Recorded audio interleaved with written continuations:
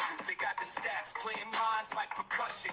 MLB predictions spark the discussion. Stacking cash high in Fenway's monster. Slinging wild bets like cowboy imposters. Reading those innings like Nostradamus. Wave the green hot streets like Bahamas. Spreadsheets everywhere, mathematician minds analyze the games, profits they grind, fastballs, curveballs, every pitcher's tail, in their heads, knuckleballs never fail. Erik reading numbers like tarot cards, David calling shots like all-star guards, money lines, parlays, come hit with precision, home run predictions, no intermission. High stakes, ballers, cash and checks in. Rise with the bets, swinging from the pen. Erik and David, masters of the scoreboard. MLB bets and claim they hoard. High stakes, ballers, cash and checks in. Rise with the bets, swinging from the pen. Erik and David, kings of the ledger. Baseball fortune, spread them like treasure. Hello and welcome to Diamond Bets for July 25th. How is everyone doing? My name is Eric. I'm the man behind ETOF21 Sports, and the guy next to me is the only person that was happy that Ted ended up with Robin Scherbatsky from How I Met Your Mother, my boy David. David, how you doing today, my man? I love when you say the most off-the-wall stuff. I'm doing good, man. Doing good. It's Friday, bro. Let's keep it coming. Keep it coming. Dude, see, the thing is, and like, you're going to totally judge me for this. Like, I have started watching One Tree Hill, but I didn't know if you were cool enough to watch One Tree Hill back in the day. So I didn't want back in the day. Like, I didn't want to make a One Tree Hill reference. Man, I watched that. Melrose Place. Come on. I watched it all. Dude, are you ready for my hot take? Yeah, sure. I don't even remember the show. Go for it. Dan Scott, the dad, cracked me the fuck up, dude. That guy was such a fucking dick, dude. I mean, I watched one episode where he's coming out of his house. There's a drunk high school girl passed out in his yard. Drinking his coffee, he just steps over her, picks up the paper, goes about his day, and just steps over. Gives two shits. It's kind of like how I respond to people at work, man. You know, they come in, they give me something, and they go, "What do you think?" And I'm like, "I mean, I thought about it." Then I kept living my life. Like, I mean, and then there's one episode where him and the girl he's dating are at this party, and like she comes up, makes some backhand comment to him, and the girl he's with was like, "Oh, how's your son?" Blah blah blah blah blah, and she goes, "Oh, you know, we sent him off to a school that's really going to show his needs and everything." He just goes, "Karen, just say he's slow," and just walks away. I mean, just a total dick, dude. I wish I could be that level of dick with the job I have, but I can't. But anyway, we're not here to reminisce about the vintage TV shows. Here to talk some baseball. 3 questions for you before we get started. Okay. Question 1. We'll start with your team. Are the Braves going to sell? So I think they shouldn't have a fire sale. Okay, they're not that kind of team. They have so many core contracts in place with a pretty young lineup overall. Like, core players are under control, right? Mm-hmm. Acuna, Olsen, Murphy, Strider, they're all off limits, right? Even the idea of trading someone like Sale, you know, is pretty ridiculous in my opinion. Now, they should sell some of their pieces in the pie, right? Like, basically any of their short-term assets or non-veterans that, you know, with future control or something like that, right? And what I'm kind of getting at there is like people like Ozuna, Iglesias, Johnson, Bummer, right? Like some of the short-term rentals relief surplus that we kind of have within the bullpen. You know, if I'm them, I'm avoid trading high-value team-controlled assets like the ones I named with, you know, Acuna or Sale, Strider, Murphy, any of those guys, Riley, right? But let's face it, they have a brutal division deficit, right? They have very minuscule playoff chances. Holding on to those other types of people doesn't make any competitive sense. So selling up front could really strengthen some things for down the road. especially as their farm system, has been ranked kind of poorly in recent going. So I think I don't think it's a rebuild, but I definitely think they have to look for a bounce back next year. I mean, they're mild sellers coming up here to the deadline. Their future value with their core team remains intact. So, I mean, as a fan, it's not time to panic, but I'm going to expect some departures. Now, my Tigers, my baby Tigers, who were steamrolling, and they have lost. Is this a different question, or you got to take on the Braves? No, I totally agree with you. Totally agree with you when you take on the Braves. I think there's certain pieces, and you mentioned them. I think those are the guys that should be selling. I don't think they should go crazy and get rid of Strider, Acuna. I don't think they should do anything crazy like that. But the guys that you mentioned, those are the guys I think they should move. Their farm system is, as you eloquently put, dog shit. Yeah, they do need to get some guys in there to beast it up. Tigers 1, 2, 3, 4 limped in to the All-Star break, losing 4 in a row. Came out of the All-Star break, dropped a series to the Rangers, and then got swept by the Pirates. Just lost 11-4 to the Blue Jays. Yep. The Guardians have cut it down to 8, being 8 back. The Royals 9.5 back. Is it time in Detroit to hit the panic button? Panic button. I mean, I wouldn't panic. I'd say they need to stay vigilant, right? Like, Detroit's first half achievements give them really solid footing heading into this trade deadline. And the stretch run that they have in front of them, right? So the recent skid is just what it is regression to the mean every now and again. We talk about that kind of a lot here, as we give out plays and everything. I think they should definitely be looking at some timely trades, shoring up the bullpen depth. If they want to maintain the number 1 seed and build momentum into October, the trade deadline is going to be a matter of, will Detroit add rotational or bullpen depth, right? So, can the offense continue the first half form? Sure. They're in a slump, but I mean, again, hitters go through that all the time, right? We're going to see the ebb and flow with a lot of teams. They are taking on a very hot Toronto team right now. I mean, for what it's worth, like I bet on them last night, right? And Toronto showed up. No big deal. Yeah, I mean, 11 runs on the board. It felt very positive looking at like how it was ranking up, the Detroit offense against, Toronto's. But, veterans like Skubal, Green, Torkelson, they're going to continue to anchor, the production I think that they saw in the first half there. If they lean into the trade deadline, like I could really see them regaining form quickly. There are some other pieces out there, especially when it comes to the closer role, that I 100% think they'll go after for themselves. So my thing with the Tigers is this. I don't think that when it happened, when Jackson Jobe went down for the year, it was made a big deal of. Because your rotation was Skubal, Jack Flaherty, Flaherty struggled this year, no doubt about it. Reese Olson, Casey Mize, and then Jackson Jobe. That's a solid five-man rotation. And Jackson was great to start this year. He goes down has to have Tommy John injury. So now that 4th game, that 5th starter, you're either going to have a bullpen game. You brought up Ends. God, what game did they lose? They lost bad to the Pirates one game, who just obviously wasn't ready for the majors yet, got lit up. Right. Or you got Gibson Long, and he's on the DL too.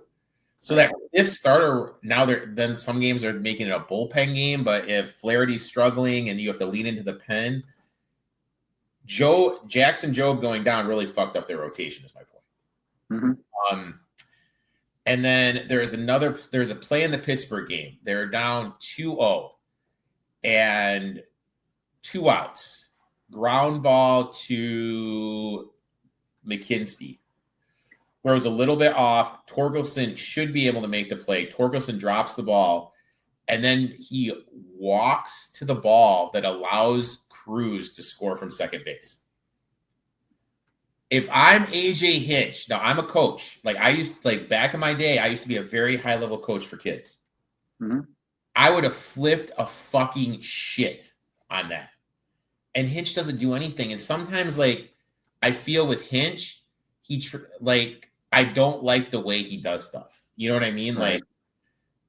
No, I could never tell by your text. I have no idea what you're talking about. But that Kahine guy, he got lit up on Friday. Why the fuck in a tight game where you need to get some momentum back before the All-Star game? Why the fuck are you putting him back in the game? You need to get some momentum. Momentum is so real in sports. But I mean, the thing with the Tigers is they got Kevin McGonkley and Max Clark, who are just huge, high-level prospects, both in Double-A ball, both a couple years away. I mean, if they really want to go after it, they can. With those two guys, you're going to be able to package both of them and get a real high-level guy, or package one and get one of those but one of those upper fourth type of guys. Speaking of trades, we saw your boy, I'm sure you shed a tear, McMahon, go from the Rockies to the Yanks today. We saw Cruz go. Where did Cruz go from the Orioles? He was traded today too. I didn't see that one. Where did Cruz go? Went to the Mets. So Cruz from Baltimore. No, Soto from Baltimore, excuse me, went to the Mets. McMahon from the Rockies going to the Yanks. Naylor from the D-backs has gone up to the Mariners. I don't think the D-backs are done either. Gun to your head, man. Make a prediction for a trade. I got Bedard from Pittsburgh going to Detroit. That makes all the sense in the world. Yeah. Detroit's bullpen is a shit show. And I got someone like him where Pittsburgh's in last place. They're not hitting the playoffs. And I'll be honest, dude, this will be the last thing we'll talk to, then we're going to get into our bets. If I'm Pittsburgh, I am very limiting Skeens. I'll bring up Bubba Chandler in a couple weeks. And I am trading Max Keller and the closer, getting some bats. Yep. And then next year's the year. And if I shit the bed next year, then I'll probably flip Skeens. But you got Jones coming back. I mean, if you got Jones, Bubba Chandler, Skeens, that's good 3 young pitching. Get some guys that aren't ready, are going to be ready next year for the majors that are young. I mean, they could build something here. I mean, that's the team to watch that could make some moves to put themselves in position for next year. Absolutely. Let's go ahead. We did great last week in our bets. Went 3-1-1. So let's jump right into it. We each have 3 plays. 1 play, we are on the same play. Yep. You mentioned the Pirates. That's your first bet, my man. Yeah, it is. So looking at this one, I mean, kind of talking about it, they haven't moved anybody yet, right? So they got Arizona, who's already started to move some pieces from their team, such as Naylor, out of their lineup. And Diamondbacks were already my number 28th ranked offensive team coming into this. Pirates have been my number 5. So, for a lot of you that listen in regularly, I'm always matching up where I see the differential, in terms of an offensive advantage, if you will. So that is Pittsburgh all day in this matchup. Really hot bats. And, in terms of pitching performance, right, I had, Burrow is actually looking in pretty good form. Sorry, I'm trying to pull up one of the stat lines I had for him. But over the last week, he's had a whip of 1.0. So that's sparkling to me. You know, anybody who's pitching at least 1 to 1-2 is in great form for themselves. 1-4 and above, they're pretty much getting rocked or putting people on base pretty regularly. So I really like the strong pitching effort that I'm getting out of Burrows. That's going to be starting for Pittsburgh today. You know, and then on the opposite end, Ren Nelson, not in like terrible form, but you know, he's also kind of got a whip right about 1 for himself as well. The last 2 weeks he's had 1.6. So I kind of take the average of the regression to the mean with him. But again, I'm putting all my eggs in the basket of, you know, Pirates are just a hotter hitting team. Diamondbacks going on the road to start their trip.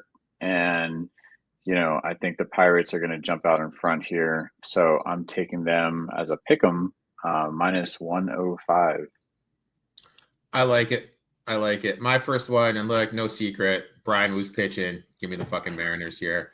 Yeah. Got this one last night at minus 125. It's Brian freaking Wu. That alone should be enough said, but let's just break it down. This season, Wu has cashed the first 5 money lines 67% of the time, 19.2% ROI for his career. Even better, 71.4% win rate, 20.2% ROI. His pitching run value is 20, putting him in the 98th percentile. Are you ready for this one, my man? He throws the fastball 45% of the time. Nice. Run value of 23, 100th best, 100th percentile in MLB. So that means when it comes to pitching the fastball, he's the best in the baseball. Right. Wu, 2.91 ERA, expected 3.17, 79th percentile. So there's not really too much regression coming. Opponents are just hitting 207 against him. When you look at his career against the Angels, 4-0-2-1, first 5 money line. Yes, he struggled last outing against Houston, but I think this is a true bounce back spot given they're going against the Angels. Also with the trade for Naylor, I expect that boost with a new bat coming in. So I'll take the Mariners here, minus 125 for the first 5. Now, you and I are both on America's team, first 5 too. Got to be on America's team today. Obviously didn't love the news of McMahon after kind of having this bet on the board, but you know, at the same time, this is still that advantage of having a very hot hitting team in the Rockies. My number 6 overall ranked team. Rockies have been putting up, excuse me, about an average of 5 runs a game right now. So doing well for themselves. Offensive bats are there. Kyle Freeland as well, been in good form for himself lately, showing a whip, you know, about 1.2 and a half. And, you know, on the opposite end, you got, excuse me, Dean Kremer, who is in good form for himself over the recent week, right? Like he's had a whip just about 1 for himself. So he's been pitching lights out. He just doesn't have the offensive bats to support him. Again, Orioles not putting up a lot of runs right now. They're my number 24 overall ranked team. So that minus 198 is a lot of bias in that line, in my opinion, just based on starting pitching, which again, I always take offensive rankings over starting pitching all day because they're going to get after them. When you're seeing the ball well, it doesn't matter who you're throwing up there. So Orioles only been averaging, you know, 2 to 3 runs a game over the last few games for themselves last series. And, you know, coming into this one, the Rockies just have, you know, hotter bats. I'll take the hotter bats, a little stronger pitching, and, you know, look for that plus 175 dog money right up front. I like it. I'm on this one as to you mentioned the hot bats. Since the All-Star break, the Rockies against right-handed pitching, 2nd in average, 3rd in runs, 1st in total hits against right-handers. They're facing Dean Kremer, who is pitching run value of 1, fastball run value of 3. The Rockies are going to have 7, but now they're going to have 6 bats in their lineup that graded out positively against that pitch. On the flip side, we just look at what Baltimore has done against lefties since the break. 21st batting average, 25th in runs, 25th in hits since the break. You mentioned it, he's looked solid last start against Minnesota. So I'm going to expect that to carry over, especially with the way Baltimore struggled against left-handers. Now, Colorado has quietly been one of the most profitable teams lately on the first 5 money line. For this month, their ROI 23.9%, 4th best in MLB. For June and July, 19.3% ROI, 2nd best in Major League Baseball. The numbers, the matchup, all the momentum point to the Rockies here, plus 175 on the first 5. Could you imagine in 2 months if you had like a freaking stock, a CD, whatever, a mutual fund that got you over 19% ROI? That's what America's team is doing, dude. Next one is we are going here, and I'm just letting you know right now, it fucking poured here in the Shy, but we do have bets in the Windy City rivalry here, but we're going about it different ways. What's the way you're attacking this game? Yeah, so I mean, I'm taking the full game because let's let me look at these rankings real quick. So the White Sox, they've been my team of late. I mean, they're averaging 7 runs a game for themselves offensively. They're my number 3 overall ranked offensive team coming into this matchup against the Cubs. Cubs, middle of the field, not bad hitting, but they're my number 15th ranked team, right? So they're averaging just about 4 runs. Again, the edge going offensively to the White Sox in recent series. Even the other night for themselves, pulling out a really nice win for myself at like plus 150. So really enjoyed seeing that. I think it actually might have been plus 180. It was a really big comeback win for themselves anyway. Regardless, they've been just on a tear in terms of their bats. So now we got 2 teams basically playing home field advantage, right? For themselves. Hauser not been in the best of form as of late. So I'm taking the full game because I just expect the White Sox to get after Shota just early and often. And I'm also expecting that to just continue. I mean, they made a late push in recent games for themselves in a lot of series where they're playing the comeback kid win. So I really like that for them in this. Again, I think they have the hotter bats. They have all the momentum in the world. Teal's been lighting the world on fire from the catcher and hitting offensive perspective for themselves. And they just have a lot of the young players that they brought up producing for them. So, on the opposite end, Cubs, like I said, just there's so much value on the White Sox just based on pitching. So, the Cubs, like I said, they're minus 170. Like, who's playing that? Like, you're not playing that line. You want to look for value in baseball. You want to bet on teams that are hitting offensively.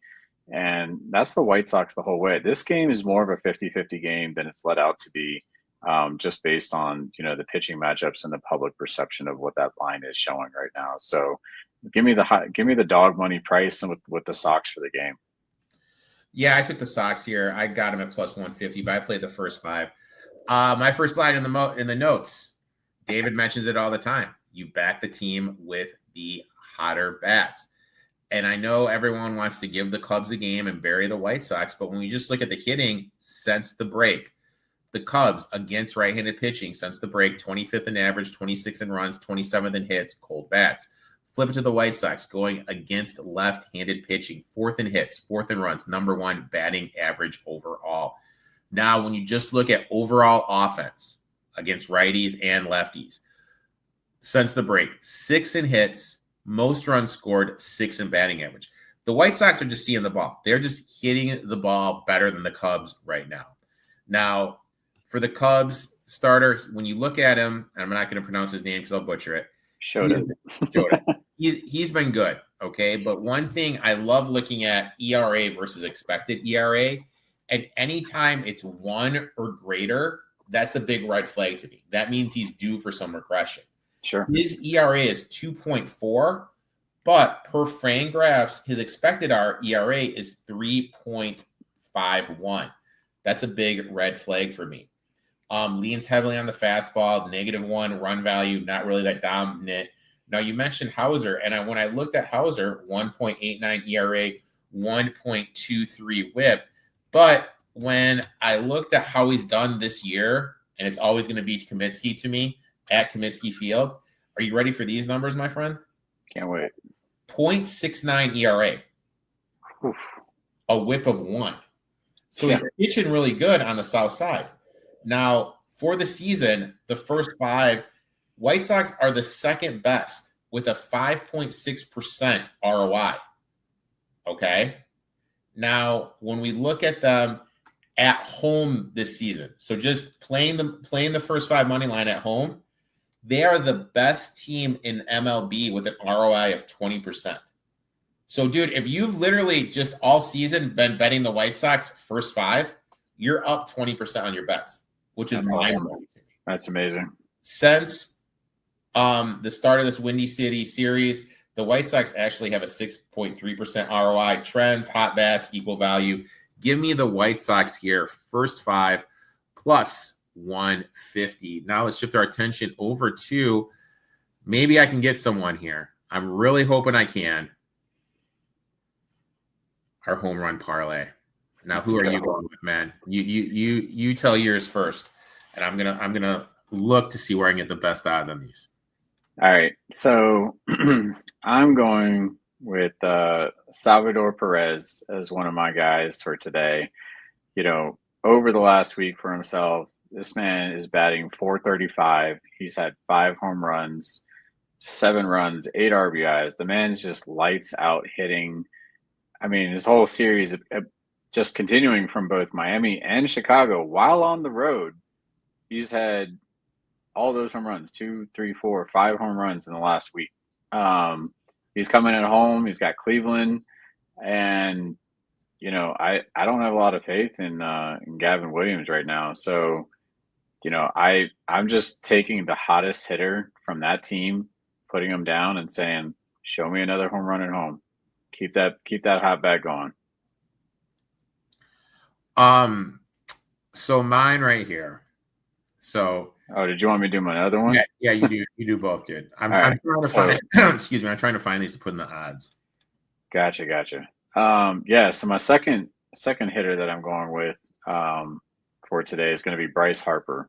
So Harper, Phillies obviously taking on the Yankees with Will Warren on the mound. Harper, though, again, I base everything on these plays based on how hot the bats are and the lineup. And Harper's batting .375. He's got 4 home runs in the last week for himself. He's seeing lights out across the board. So he's doing really, really well in just offensive standpoint. And again, you can tell I'm putting all my eggs in one basket in terms of offense. But Will Warren for the Yankees has a whip of 2.2 coming into this series with Philly. So totally expect, you know, the short porch and right to help benefit Harper and get one out of there. But Warren's been in piss poor form as well. So give me Harper with a home run out there. So my first one here, and maybe I'm just cheating here. I looked at which player has given up the most home runs this year. Okay. And it was Zach McKelly. Is I saying that right? From the Rays. He has given up the most home runs. And then I looked and I thought De La Cruz has the most home runs against right-handed pitching. Okay. So basically, that was the intense capping that went in on that one. Then, dude, look at you. You need a nice little, what is that, Toastable? Uncrushable, baby. Look at you, dude. I'm hungry, Brett. My next, and then I went with your boy Mickey from the from the oh my god, from the Rockies. America's team. When you just look at the metrics, he just matches up insanely well with the pitching that Dean's going to be bringing to the table. And we look at his splits, the home runs have come off the 4-seam fastball. So I absolutely love it. I am putting it in right now, but I'm at the age right now where I'm starting to do this more, and I'm starting to realize like my old ass needs bifocals, dude. I'm really glad I'm nearsighted, so I just can't see far away very well. But I mean, like, I am so fucking old, dude. All right, sucks getting old and lame. I'm telling you, man. I'm telling you. All right, so let me boom. I just need to find Savvy players, home runs. All right, so this is a plus 37. Sorry, plus 37,700,000, plus 37,000 basically. This is our parlay. So I'm going to put this bad boy in. Boom. I love it. Oof. Now let's go ahead. Let's bring up our DFS lineup. We scored a business casual 162.5 points. Finished second in our 50-50 contest. Like a dumbass, I did not enter it in a contest. So let's go ahead. Let me close out my little windows. Boom. Boom. All right. So Brian Wu, no brainer to me. No brainer. Yeah. No brainer. Who do you think the second pitcher should be, dude? Because you're kind of the pitcher whisperer. I'm gonna go back my guy Burrows I just mentioned for the Pirates. I think he's got the offensive bats to help, and I think the Diamondbacks are gonna struggle. Burrow's been in good form. Let's throw him in there. Oh, dude, are they on the slate though? Oh, that's a good question. They are not on the slate. Oof. Okay. All right, so we got who else Colorado, Baltimore, Philly, New York, Dodgers, Boston, Cincy, and Tampa Bay, Detroit, Toronto, San Diego, St. Louis, Chicago, Atlanta, Texas, Athletics, Houston, Nationals, Twins, KC. I got you. Let's go Tampa. Go Littell. Ooh, you're going Littell. Mm-hmm. Okay. All right. Now we need to trade off the cheapness and in the play. Now I kind of feel Perez is only $4,000 at the catcher with how hot he's been. I kind of think that's kind of him. I think we kind of got to go him. Now, when I was doing my research for this, guess who one of the hottest bats is over the past week since the All-Star break? I don't know. Who you got? Big Nick, dude. Big Nick, one of the hottest bats. Big Nick. Big Nick, dude. Big fucking Nick, man. All right. Don't knock Big Nick, man. Can you say his full name for me? I have no idea how to pronounce his last name. Just kidding. Kurtz. So I like him at first base. Second base, my question to you is this. Your boy down in Atlanta, he's been pretty hot. Only 35. Who's that, Albies? Albies. Thoughts? Let me see here. I look at the last week. I mean, yeah, he's right up at the top. But there's some other competing players out there that are pretty good. I mean, where does he stand in terms of? Yeah, let's do him. Let's go Albies. Third hottest second baseman out there. So let's look at outfielders because there are some outfielders. You mentioned Harper. I really feel that's a good call getting Harper in there. Harper plays first base though. So you're not gonna offset. I mean, I think to your point, well, you could, yeah. Let's do it. Do you want to take out Kurtz and put in Harper, or what do you want to do? I would. All right, so we're gonna put in Harper here. I kind of feel we got to get your boy Mickey in the game here, and he's only 3,800, which is an absolute steal. Oh my God, yeah, he's batting 440 in the last week. Definitely have him in the lineup. Now, I really like Montgomery here from the White Sox, and part of the reason why I like him is I have obviously with how good he's been over the past week, but he also can play shortstop or third. You know what I mean? So we're kind of can put him at either place where we need someone, if that makes sense. So I like him. Is there a third baseman or shortstop like you're really adamant about, or? I'm kind of adamant about Barger. Spell that for me. He's Addison Barger, Barger. Got him. So if we do that, put him at third, and then we put Monty at shortstop. Okay, so right now that's going to leave us at 4,200 per player for the outfielders. Now, obviously, we're not going to be able to pay up for any one of these guys. God, remember when Bellinger got 53 points for us? Good times. That was so sick. Just kind of looking through, is there anyone here that really steps out that you really want to be in terms of outfield? Yeah. I really like Chandler Simpson. I really like Taylor Trammell. I don't know if he's where he's at for you.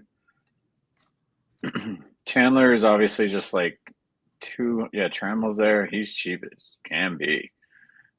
For Houston, that man is batting 444 right now. Now, I know it's probably not a large sample size, but he's been on fire in the last week. I mean, I'm looking and they're starting him. Is he in? Yeah. He's the leadoff guy right now. I saw him here. What the heck? Dude, my little fan graphs I use for stuff isn't popping up. Fan graphs just being difficult for a brother. But 2,200, I mean, I think it's a steal. 200 for him is an absolute steal. So here we go. So let's put in Trammell here. Now we got 6,200, dude. This really opens up. That's what I'm saying. We can go with your boy Acuna. We got Braxton. We got PCA. We got Schrober. I refuse to put Juan Soto in the fucking lineup, dude. Absolutely refuse to put Juan Soto in the lineup. I'm not even going to advocate for him. You already got Moniak. You got Springer, maybe. He's batting 423. You want to go Springer? Like I know the big names seem like the way to go, but they don't have the hottest bats. So since the All-Star break, guess who has the most RBIs? I don't know who. Tyler Ward. Taylor Ward? Yeah. Excuse me. Yeah. That was going to be another name I was going to throw out there. Throwing that name out, he is playing. The only thing is, but I was going to say he's playing against your boy Wu. Playing Wu. I mean, Schwarber, dude. Schwarber, I think we should go Schwarber. I mean, since the break, I think Philly should jump all over New York today. Boom. So we got, there you have it, guys. Brian Wu, Zach Luttrell, Perez, Harper, Albiez, Barger, Monty, Mickey, Trammell, and Schwarber. Dude, is Trammell related to Alan Trammell? I don't know. It's a good question. We'll investigate that for everyone next week. David, I appreciate you, man. And guys, if you're listening, last week we did this live. The chat room was great. We're not doing this live right now. Huckleberry over there has a date with a little princess they has to get ready for, so we can't do it live. So, we appreciate you guys tuning in. We'll be back next week. And, let's make some money. Let's cash some tickets, dude. Until next week, boys and girls. Good luck in your bets, my friend. Let's go.